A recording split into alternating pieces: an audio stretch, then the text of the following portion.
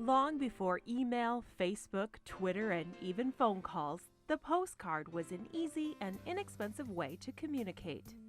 Postcard history started in the 1860s as a means of advertising.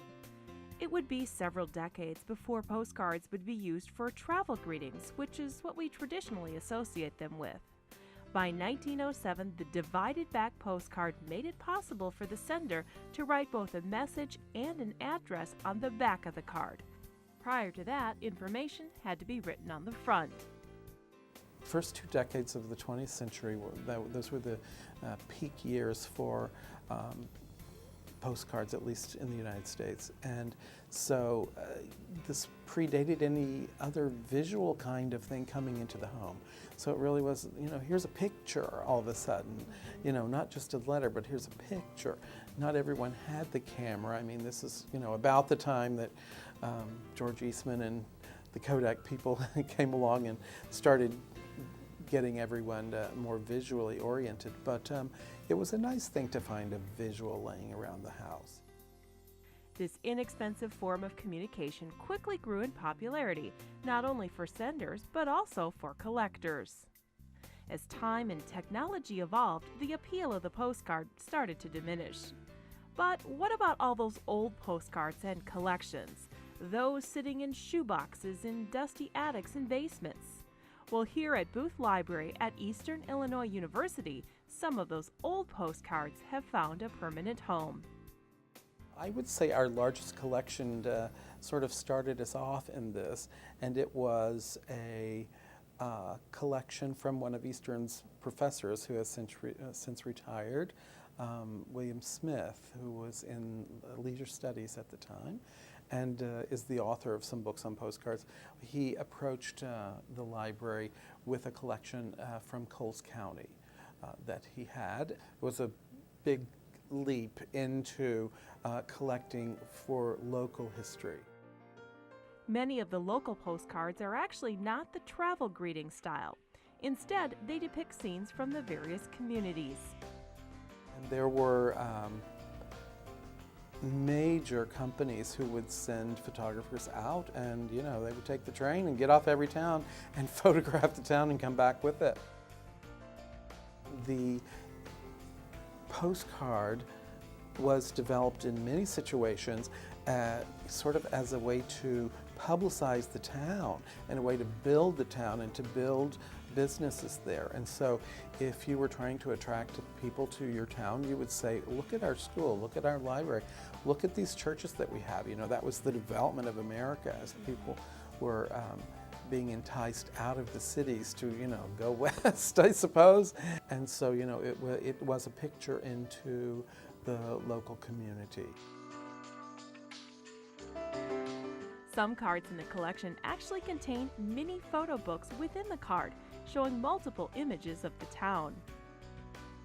The Booth Library collection focuses primarily on Illinois communities with an emphasis on schools, libraries, and universities. From the initial collection from Bill Smith, the postcard collection grew even more with a project called Art and Architecture in Illinois Libraries. This project documents the look of Illinois libraries through photographs, drawings, and postcards.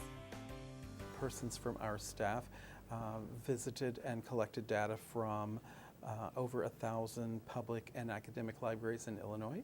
And as we marched through those libraries, and that took three and a half years to visit all those libraries, not continuously, but we did have to visit most of them in order to collect images of architectural detail and all the art collections that are held there.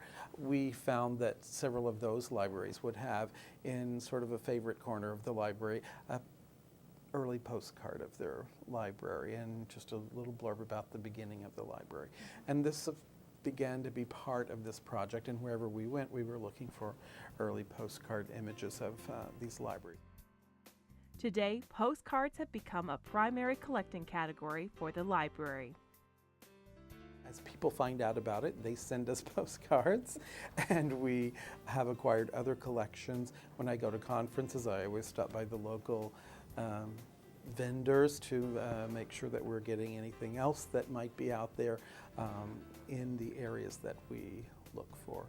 No, we don't have the major postcard collection of Chicago cards or many other towns, but especially rural Illinois and towns nearer to Eastern, then we would try to develop whatever we can find in those areas. Some of my favorites are the country schools that all the children are out for photo day.